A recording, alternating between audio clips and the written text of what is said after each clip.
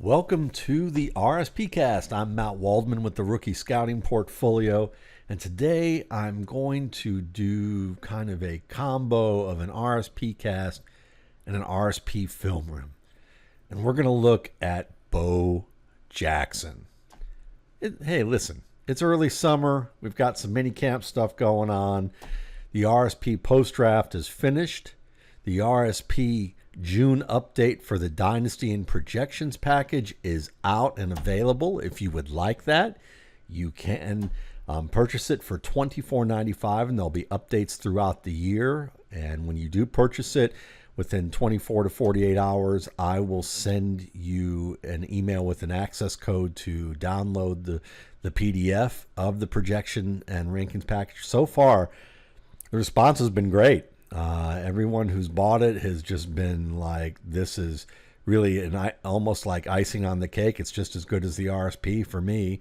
A lot of people really enjoy the analytical look and that they're getting information that they're not seeing in other spaces. So listen, if you want complete projections in terms of the process I use, and you get access to everything, including, and then 2 ways of ranking players for Dynasty, long-term and short-term builds, I'm providing that for you, and I'm going to give updates throughout the year. $24.95, Matt Waldman, RSP.com, or MattWaldman.com is the quickest way to go. And again, I will email you the access codes to the product within 24 to 48 hours. So back to Bo Jackson. With all of, just kind of a quiet time, one of the things that I like to do at certain points during the year is go back and watch great players. And I'm not talking about great players from the standard of major media that's always about yards or career length or, production. Certainly production can be a measuring stick for greatness, but it is not the only measuring stick for greatness. What's also important is the film. And when you look at certain players, it's nice to be able to look at great players and say, what makes them great? And all the time when I watch Bo Jackson stuff on YouTube, what I always hear is, he's so fast, he's so big, and he just bounces off of people, and he's just so fast around the corner. Yes, Bo Jackson was a freak athlete, but there are a lot of freak athletes that come into the NFL who don't produce and don't succeed because they just lack any discernible football skill that can set them apart with that athletic ability that they have. So one of the things that makes Bo Jackson great from a details perspective when you add it on to his freak athletic ability, because it's the whole package that made Bo Jackson great, not just the athletic ability. So, as I'm going to do this, I'm going to actually go through the tape here, and hopefully I'll have a YouTube show with this as well and kind of talk about what makes Bo Jackson great as I look through this. And the first thing I'm watching is some little highlights of him dragging people and knocking people over. And it's funny because they show 3 in a row here where you see Jackson basically run over a safety and just leave them on the ground. And the common denominator with all 3 is fantastic pad level, and the ability to accelerate into contact. He accelerates into contact. He uses his pads well, and he either gets under the defender or he hammers his pads down onto the defender, and underneath the pad level that he hammers down the defender with, he also uses his forearm. And he uses the forearm to really deliver like an uppercut forearm shiver through each defender. And again, that's great because that arm serves as kind of a bubble between his frame and the point of contact, and that allows him to really be the initiator of the contact. And the fact that he accelerates into that contact and initiates it and drops his pads, but also brings his head up through the contact. And that allows him to be able to really work through people. So that's one of the things that I think is very important about Bo Jackson, is that he's very good at using the free arm to deliver punishment, to initiate the punishment, and he accelerates into the contact. The other thing that I really like is the strides that he takes. You're going to, there's some plays here that I'm watching where he's getting hit, indirectly. Indirectly to me is not head on, but to like the hips and the thighs and the knees and ankles from one side.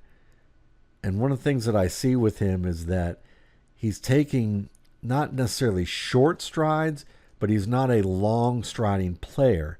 So that allows him to maintain a kind of nice level of core balance so that when he's hit, he's still, he's not way off balance at the point of contact.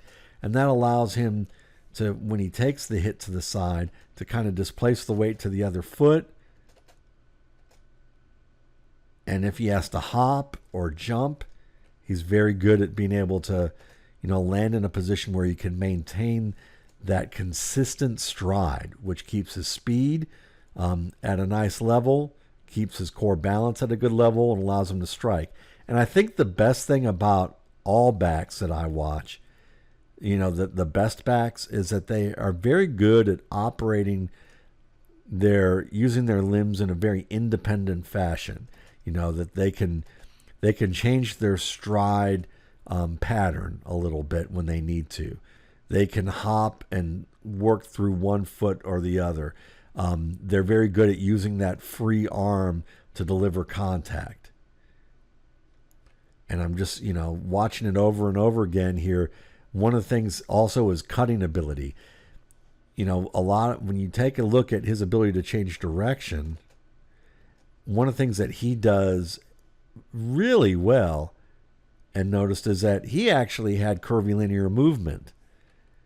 And that's not something I noticed before watching him, but he's a back who, when he would set up cuts into the hole, he could really just like bend his, kind of plant that inside leg at an angle where he's really swerving inside to dip inside a block that he set up to the outside.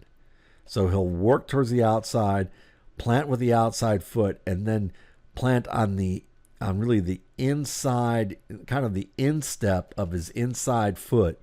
And that gives him a great angle to work underneath the outside block and be able to do it quickly. And it's not a hard cut. It's not a jump cut.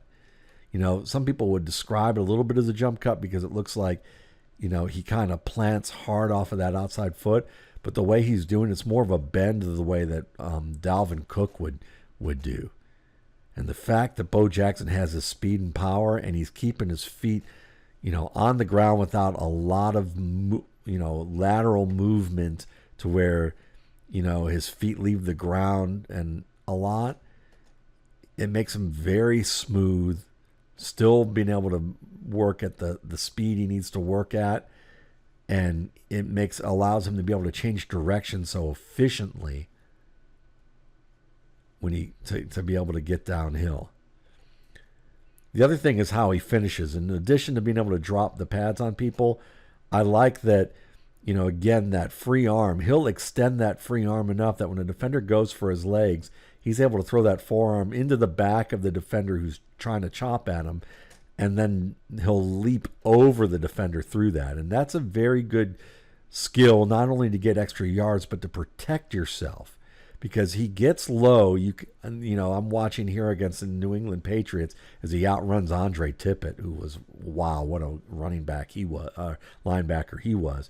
But you watch him go towards the safety and really throw his elbow and forearm into the back of the defender, dropping for him, and then extend his body and lean over the top so he doesn't get hit in the knees. And that ability to be proactive that way, that gains him an extra 5 yards with his momentum, size, and the ability to stretch out like that. More curvilinear movement. I'm watching him against the Giants here. Or next to the Giants, the Vikings here. And you're going to see there's a play here where he basically gets wrapped by the inside ankle, and he's able to pull himself forward. And just, the ability to accelerate, you can have great, what you would call raw acceleration. And that's just the ability, to get to your top speed quickly. But on a football field, being able to do it efficiently as you're changing direction is a really nice skill. And part of that is also the ability to alter footwork and just give a little bit of a change of direction step. I'm watching a play against the Chargers now with Marcus Allen as the lead blocker. One of the greatest running backs of all time that people don't talk about. Lead blocking here and basically moving a linebacker backwards about 5 yards as Bo Jackson gets to the edge here, and then gives a little bit of a stutter, just a two-step stutter, widens his stride with a point of the toe inside, and that draws the safety in to the inside, and then Jackson is able to point the toe of the outside foot to get outside and turn that potential hit into basically the defensive back reaching for his back foot, and Jackson's able to get another 7 yards after that. So what you're seeing is a player who plays at a high rate of speed, but can still change his pace a little bit and change his stride length to throw off the defender with the pattern of his play. And when he changes direction, one of the things I really like is that he gets low. He gets into a crouch so that he's basically shoulders, elbows, and knees.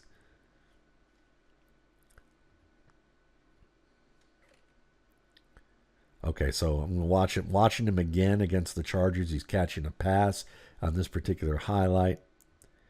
And one of the things you see is just the ability to transition quickly.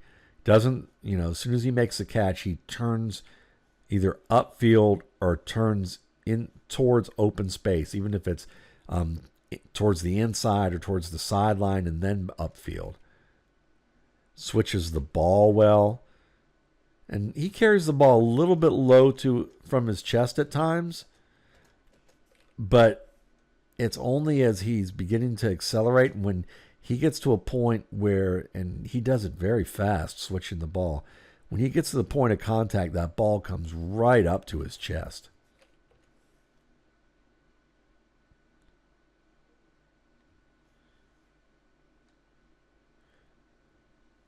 All right, so again, watching him a little bit more as we start to talk about, Jackson and his ability just changing direction. One of the great runners that I've ever seen, and what I'm noticing more and more is that very few jump cuts. It's mostly curvilinear movement and getting downhill and accelerating into contact.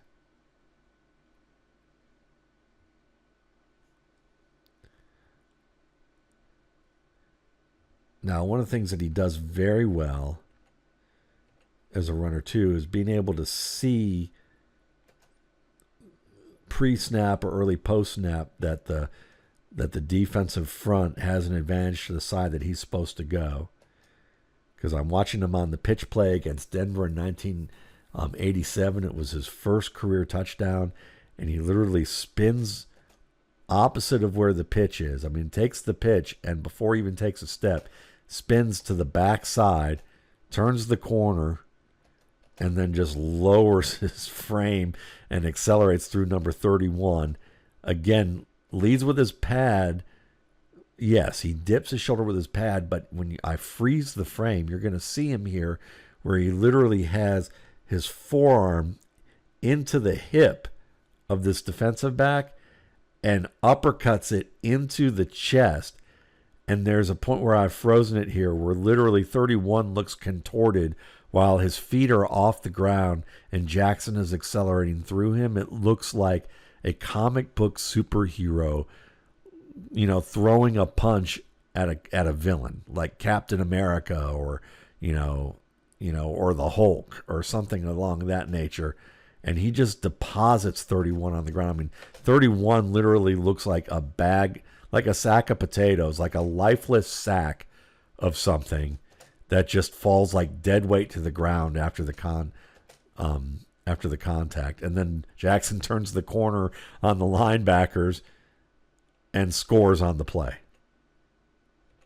I mean, this is a play that it's literally a 50-yard run from what I can see here. First touchdown. Let's see if I can find it one more time. Yeah. And so when you combine the fact that he can attack first and put the defender on the defensive and then use his size and speed once he wins that contact, it's a wonderful thing. And certainly a lot of nice blocking here. I mean, watching the Raiders from this era, they did some nice work with those pullers to get outside on some of these plays. They ran both zone and gap and man. And man, you give this guy even the slightest runway, he's going to get 15 yards just running through people when he gets into the secondary. And just watching Marcus Allen again. Marcus Allen lead blocking. He looks almost like a third of this, 2/3 of the size of Bo Jackson. And he's just knocking down people, cutting them, slowing, just making really accurate, high effort plays. And as I'm watching defenders just hurdle themselves at Jackson on some of these plays, like number 45, I think that's easily for Kenny Easley out of Seattle, a great safety and a hitter. I think that is Easley. And Jackson just is totally prepared. It leaves Easley on the ground. And part of it is, again, when he leaves, he's hurdling a fallen teammate. I think that's Allen. He hurdles Allen after Allen makes the block. And as he hurdles Allen, he still gets into that crouch position, and he's bringing that forearm and tucking it in so that he can lean with the non-ball shoulder in the 45 and winds up delivering a hit on a hitter and leaving 45 basically 5 yards behind him on the play. So, there's something to be said. If there's teachable aspects about Bo Jackson, I've repeated a lot of them already, because maybe these were learned behaviors that he just developed and no one coached him on, and that certainly can be the case. That's something that happens with a lot of special players, is that they just have a good feel for what to do. They've watched the game enough to know what makes sense, and then they do it and they incorporate it quickly. But maybe speed, his level of speed and quickness and size aren't, learned or developable traits to the level that he has them for sure. But his ability to know when to attack, how to get his body into position to deliver the first shot on a hard hit, in a hard collision, and, maintain his balance. It's all about body control and understanding just the nature of how to get the most out of a confrontation. Just watching a play here where he catches a pass and just shows nice effort here. Underhand technique. He doesn't trap the ball. Literally catches it with his fingertips. Slides inside. Looks like he's sliding in the second base when he slides to stay in bounds on that play. And part of that is just being a two-sport athlete or a multi-sport athlete, is you can transition different learned behaviors to, an area or to a sport that you wouldn't necessarily associate it with. So let's see if we can get some more here for Bo Jackson. All right, so now we have a cutback play. We're going to watch him here where he has Allen going towards the left side, and there's a nice big hole between 72 and 56 going to the middle, and Jackson presses that and gets to the line of scrimmage, and he does a great job. Once again, pointing the toe, planting, pointing the toe again, and getting around the middle linebacker, number 50, to get outside and essentially take this play for another 30 yards, 30 or 40 yards. Yeah, so if this play starts at the 35, watching Jackson here, again, it's about opening the hips, and he's able to do within basically 3 steps, head towards the line at full speed, press it to the inside, point the toe once, point it a second time, and avoid a defender shooting through the gap who thought he had a great angle on him. And then Jackson accelerates around the defensive back and then splits a second defensive back and the trailing cornerback that he beat around the corner for looks like a 40-yard gain. So again, I mean, the speed's great. Maybe, a lot of backs would get pulled down by the cornerback that Bo Jackson beats to the sideline here. But if a running back without Bo Jackson's speed and acceleration was able to learn the footwork that Bo Jackson showed here on this play and how to press, there's still enough room on this particular play, especially with the wide receivers blocking the way they did, for a running back, even an average NFL starter or an aspiring starter or a college player, to get 15, 20 yards on this. Bo Jackson just gets twice as much because, the benefit of his athletic ability.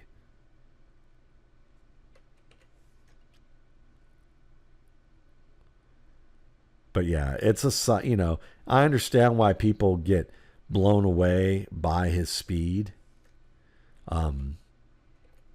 Because you see a man this size being able to run this fast. It's like watching Jim Brown back in the day. And I think people sometimes have difficulty watching that because it's in black and white. And, but I think, the closest thing to watching Jim Brown play in the quote unquote more modern era would have been Bo Jackson.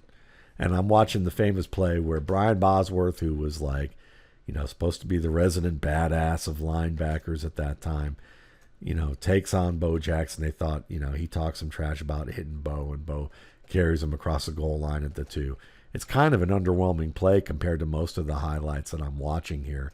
And I always thought it was kind of underwhelming. It was just that, people love the drama of one guy talking, another one shutting him up. But, it's just like similar other plays here as I watch. He does a good job of dropping the pads into the contact, leaning with the non-ball shoulder, using the forearm, and then, kind of moving upward with his upper body and driving that forearm into the defender to knock him backwards at that point of contact, being the aggressor. Bo Jackson being the aggressor there. Bosworth didn't even have the angle there. So, this is one of those,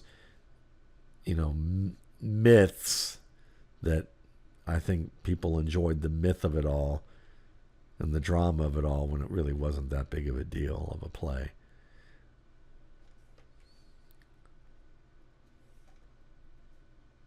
All right, let's see what else we can find here with Jackson I think is notable.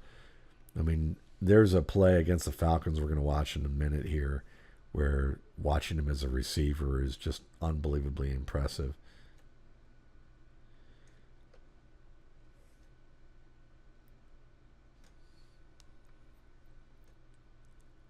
More curvilinear movement. I mean, this is the thing that I'm appreciating more and more with his game, is just how well he uses the instep of his inside foot to bend around pursuit and not lose much speed at all. I mean, I'm watching play against the Saints, and they had a defense at this time. Boy, did they have a defense.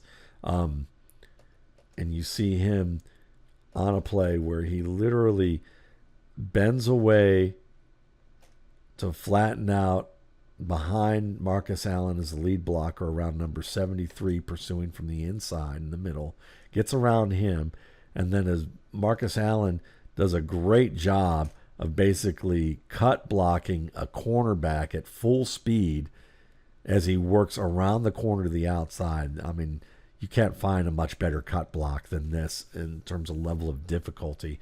Bo Jackson's able to bend around it once again using that instep of his foot to bend around this. And then once again, bend around one of his receivers to back to the outside and finishing with a stiff arm of a cornerback, that he had to bend around there, maintain his balance, and then get another 15, 20 yards on the play. But what you rarely see, he uses the stiff arm when he needs to, but oftentimes the stiff arm is more of kind of a cleanup of making sure that the defender's reach doesn't get there, by either being able to put his hand on the helmet of a defender or block off the hands. And usually he's already set up the angle that he won with the change of stride. Oh, this is one of my favorite plays. This is against the Chiefs. You're going to see him here where he just makes this beautiful dip where he gets downhill behind his fullback 35 and then uses his outside foot, the instep of his outside foot, to bend it back to his left. And then after like 2 steps, use that outside step to plant, and then his inside step to point the toe inside and get downhill. And he squeezes between basically 4 defenders who are unblocked, lowers his pads under them, and splits them for a touchdown. It's one of my favorite runs that I've seen that no one really ever shows on highlights on a regular basis in terms of the most popular ones.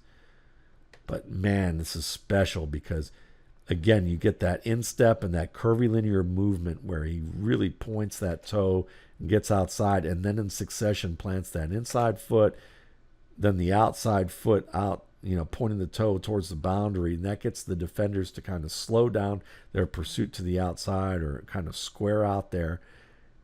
And then he, is able to use that instep again and run on his toes to really accelerate inside of a defensive lineman, and then drop the pads. I wish there were a little better angle of that run, because it's just a beauty of a play. They sure love to run toss with Jackson, and you can see why, because not only does he get outside fast, but once he reads, he's very good at reading the situation, and his vision was just so underrated, because as soon as he takes the toss, he sees, how the blocks are being set up. He sees Marcus Allen on the outside along with the right tackle, and they're making their blocks, and he cuts inside of both of them. And then he sees one of the linebackers that he's going to be dealing with coming off of Marcus Allen's block, shedding it to the inside, and Jackson just attacks him head on, brings his shoulder and literally hits the forehead of the defender with his shoulder, and then just runs over him. And then uses the other shoulder pad, the outside pad, to drop down on a safety, bounce off that, and run through. And again, using the forearm well. But again, this is a guy who he literally even uses his different shoulder in succession to knock through defenders. So, a lot of great lessons to be learned here from Bo Jackson. One is being decisive on an outside play. Before he even, he reads where Marcus Allen's going to be. He doesn't try and stretch it out too far. He gets downhill and accelerates. When he sees that that the defender's beating Marcus Allen to the inside, drops one pad, the inside shoulder, comes off that, and as he's running over that defender, he's able to spot the safety and drop the outside shoulder into that defender and gets another 3 to 5 yards off of that.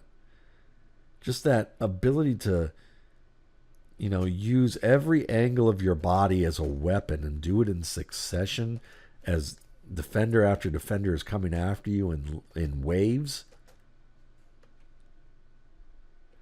Again, getting low, the nice little stutter step to the inside to press an inside play, bounce outside, uses speed against the defensive end, and then drop the pads low. And when he drops the pads low, he pops back up fast to get his head up so that he can keep his back at a level where he can maintain his balance, because the way he bends his back just to drop down and hit a defender who hits him in the leg, he's able to extend the free leg, the outside leg, wide enough so that he can plant and raise his body up, and then makes an unbelievable stop-start move after this to basically avoid the pursuing linebacker who's heading to the sideline and get another 4 yards on the play. The guy's incredible. And again, he's leading with the forearm. It's the shoulder with the forearm lead, and the forearm is a good 1.5 feet extended away from his frame to be able to take most of that contact. It's like a shock absorber. And that defender has to go through Jackson's arm to get to Jackson's leg. And as a result of that, and I believe that's Aaron Glenn, if I remember correctly. I don't know. No, that's probably too early. But Jackson deflects a lot of the power of that impact to his arm, and then the defender's not as able to hit as solidly and wrap as solidly against the leg, because Bo Jackson's arm is between the defender's chest and the leg as he's bent there, and the flexibility to be able to pull his way out of that. And then he's just able to slip the tackle because the defender never really got a good grip in the first place. And he slips it a lot of the ways that Alvin Kamara does, which is kind of lift up and kick that heel towards his ass. You know, a good way to be able to slip wraps to your lower leg is to lift that heel upward. And that keeps your toe pointed downward, and it reduces the surface area, kind of makes it a little slicker, a little more, you know, I don't know how to put it, but there's less to grab onto. It's easier for you to be able to pull away based on the angle of the way your leg and foot are pointed. Here's some plays of him running through Ronnie Lott. Again, a little bit overrated. Ronnie Lott didn't have the angle to do much with Jackson. Jackson slows down, but Jackson delivers the first hit and knocks, Lott on, backwards there. So while, it's nice from a name recognition standpoint for people to go, oh, look what he did to Ronnie Lott. Lott didn't have the great angle. If you want to see a great angle hit on Ronnie Lott, watch William Andrews on Ronnie Lott, and that's a play. But the other thing about Andrews that's really fun to see, not Andrews, Bo Jackson, pass catching. You see him here against the Falcons. This looks like a play that Tim Brown would have been targeted on. Basically breaks to the inside. It looks like kind of like a skinny post or a dig, and the ball's thrown over the trailing linebacker's shoulder. Jackson turns to his back shoulder to catch the ball while still heading to the inside. And then as soon as he gets it in his hands, he's able to look downhill and dip inside the safety to avoid the safety almost completely, and then bounce off another hit by a trailing linebacker. I think that's Jesse Tuggle. Jesse Tuggle was an excellent linebacker. And literally, Tuggle hits him pretty hard, but he bounces off the hit and gets like another 4 to 5 yards on that play before he's dragged down. But he catches the ball so well with his hands, looks it in, and immediately tucks it. Just, one of the things he does that's so impressive from a detail standpoint is how fast he can tuck the ball and move it from one shoulder to the other, one arm to the other. I don't know if that took practice or not with him, but it's something that I just think that running backs should practice well, because the more comfortable you are at handling the ball, just kind of like a basketball player who dribbles, the ability to switch it from one arm to the other gives you the confidence to then be able to use the non-ball arm to attack, break tackles. Just the pad level overall. I mean, he's got him going through a crease against Buffalo. He's able to dip through a kind of contact that might be coming here by getting through Ray Bentley, and just kind of, when he dips, he loads up that forearm. Even when he doesn't get contact with it, he's always making a fist with the forearm and using that forearm so that the forearm's in front of his chest, and the elbow's out a little bit, and you can use the elbow as kind of a flipper, kind of like a pinball flipper, where you just kind of press the button and the arm comes out, and you can strike a defender and slide off some of that contact or initiate the contact so the defender takes a hit without being able to wrap you in the first place. Watching him again against Denver, some of my favorite plays is watching him run over Denver Bronco defenders. And there's some fun tape of that, where once he delivers that forearm, he raises that body up, and that allows him to continue working.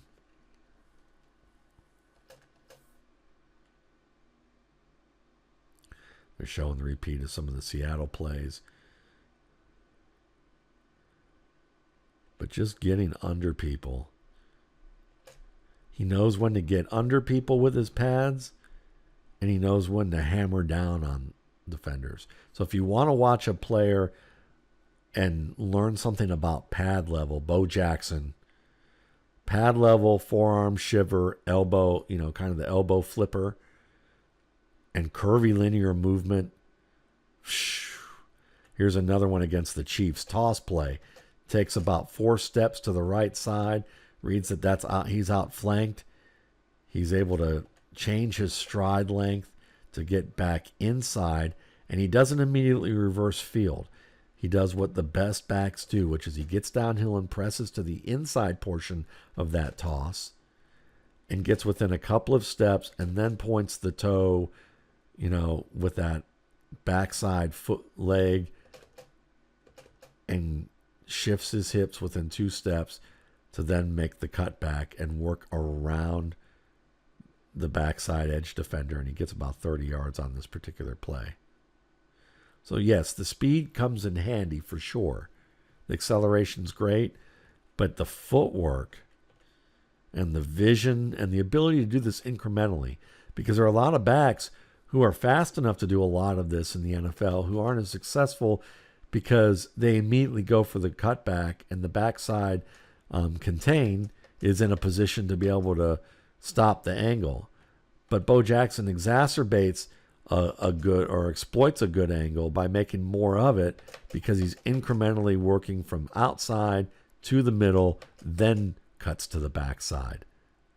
And that enhances his ability to use his speed and win big.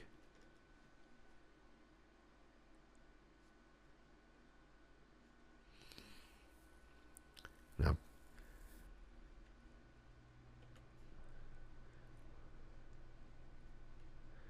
and it is. There's a lot of, as I'm watching him against the Eagles here. I think it's the Eagles. Yeah, it's the Eagles. There's Reggie White.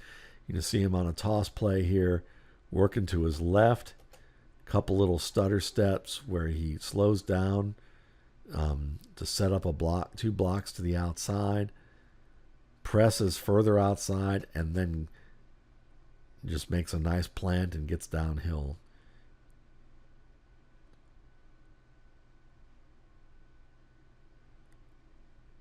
But yeah, I mean, there's just a lot more to Jackson than he's a freak of nature.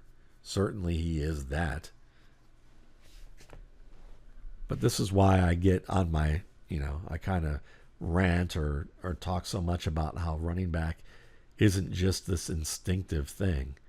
There's a lot more to it. You can learn a lot of these things on a level of instinct in the same way that there are musicians out there who just do advanced things because they hear music so well, and it's like language that they have a good feel for it, and they don't have to practice it so much to make it natural. And maybe Bo Jackson was that way. But a lot of what he does are skills that people can learn. And one of them here against the Bengals, I mean, the pad level and bringing the head up on this, red zone play. He splits 2 defenders, is able to drop the pads and immediately get his head up and drive through. And he's even driving through. One of the things that he does to drive through is he brings his body up as he's getting wrapped by a defender on his thigh, and he's able to hop off of the foot that's unwrapped to continue to generate momentum forward. he just keeps his legs moving. And if it means that he has to hop off of one leg to generate a little bit more power or motion while he's being wrapped on the other leg, that helps him work through the wrap of the lower leg. It helps him continue to work off the momentum and drive against the safety who's wrapping him high, and he gets another 2 to 3 yards on that play because of the way that once he's wrapped, he doesn't give up. I mean, he literally, getting high knees and jumping through where he needs to. Quite valuable.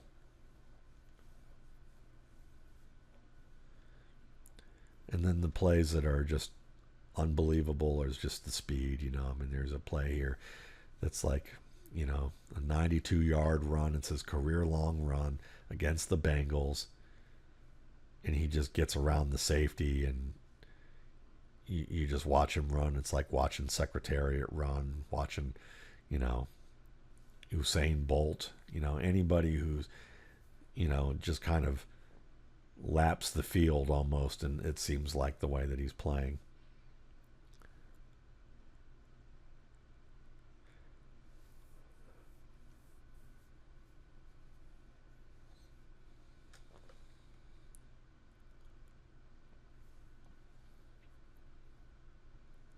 I know there's a lot of dead space here with what I've got going on here, but I'm, just trying to watch through some of this for as we go real time here. So if you're doing this as a podcast, my apologies. But the visuals here are just so much fun. Watch them against the Houston Oilers.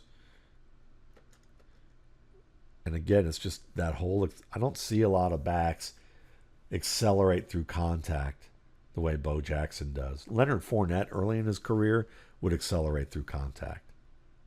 I don't think he does it as much as he used to, which is a shame. But there's a play here where, again, he takes toss play once again to the right against the Houston Oilers, who had a pretty good defense under Buddy Ryan at one point. He's able to lower his pads against number 31 and he's using his free arm once again to be able to extend outward into the chest and knock the defender back about 6 yards before the defender can just hang on and wrap.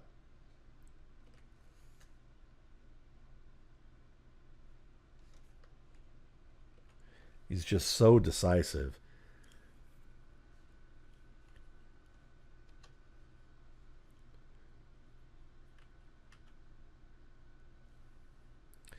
Looks like I got a little bit too far backwards here. Let me see if I can.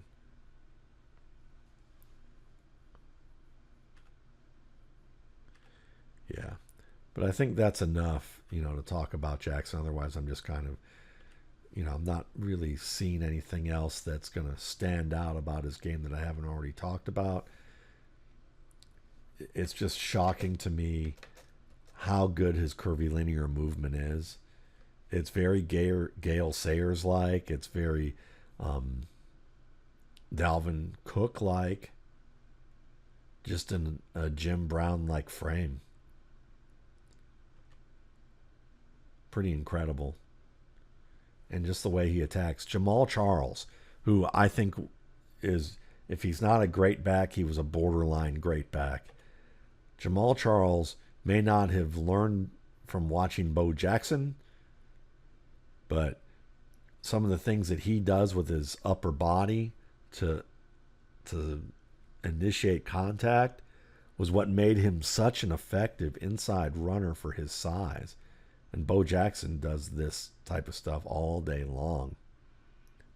So it's just worthwhile to think about that. I mean, I'm going to stop the tape here, or else I'm just going to be, you're going to hear me just quietly breathing probably more than anything else as I watch in awe. But yeah, you look at backs today who are very good, and we've already talked about Dalvin Cook. We've talked about, Jamal Charles and what he was able to do. But, you can see, kind of like a historical tree of how running backs play the game and what players got from them, even if they necessarily didn't study them. whoever they worked with or whoever they watched and were influenced by were probably influenced by some of these, by backs like Jim Brown, Gale Sayers, um, Bobby Mitchell, Bo Jackson.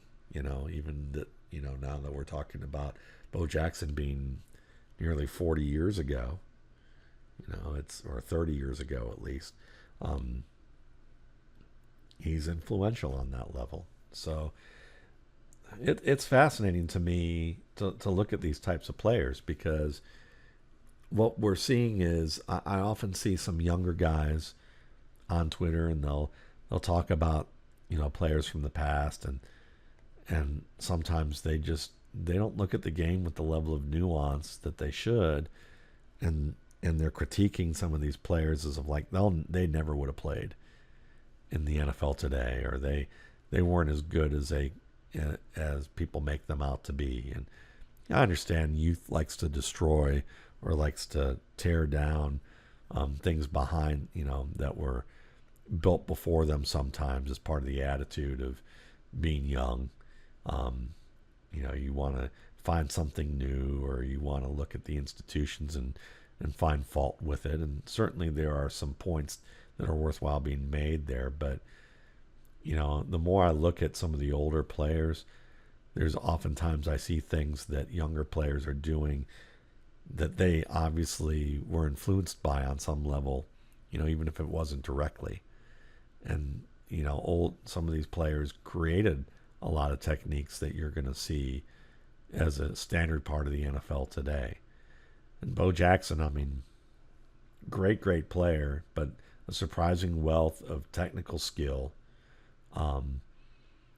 and body awareness and ability to be the aggressor in a way that, players should be more often. I think that there are a lot of running backs in the league who would get a lot more out of their game if they attacked and were confident about how they attacked.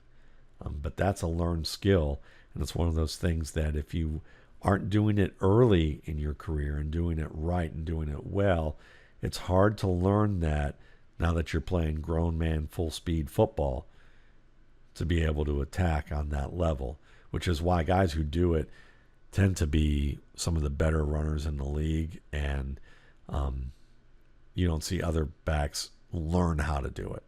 Pad level can be taught to a degree, but to use it at an advanced level like a weapon, to use your forearm like a weapon, to use different shoulder angles and pad level angles, and using your feet in different stride length combinations, and being able to open your hips and run with speed, balance, and precision, and bend the way, in that curvilinear manner.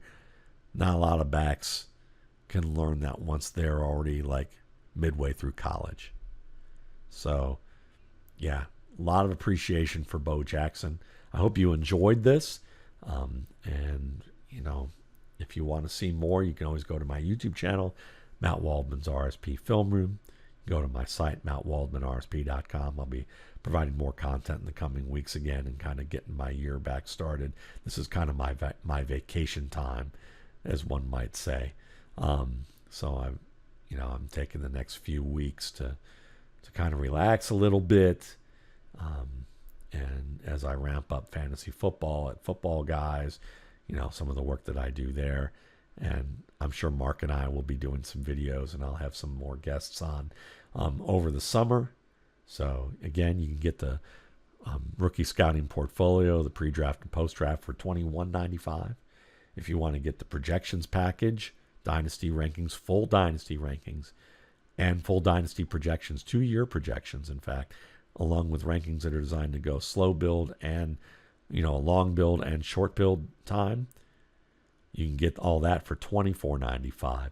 They're separate products, so you don't get the RSP publication with that $24.95.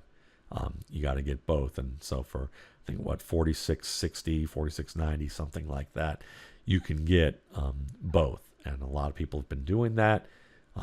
Really feel like they've enjoyed what they're getting out of it, and again, I hope to see you on my customer list. And if not, enjoy the podcast, enjoy the work that I put out for free. And I appreciate your patronage. Have a good week.